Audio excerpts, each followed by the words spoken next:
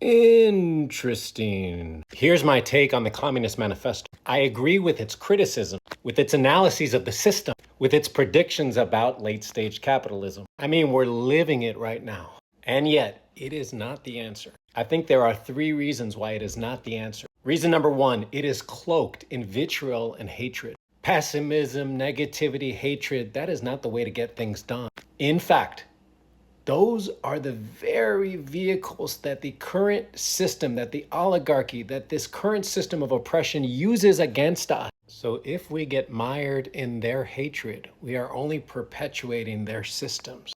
They feed off it.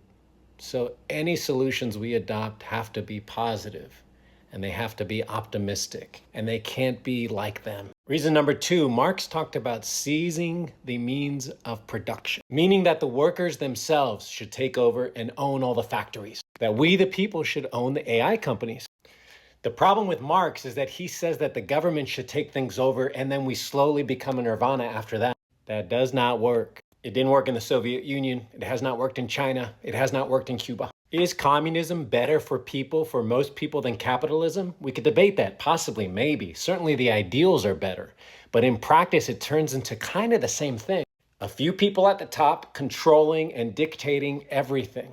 In actuality, one of the main problems of the world today is ego and fear, which systemically turn into systems that oppress. A one-party state system that controls everything has a lot of the same design flaws as a few hundred people controlling everything in capitalism. We need to get more creative about the solutions. What we actually need and what we can start to envision are systems that are more egalitarian by design, more responsive to more people's needs, interests, and desires.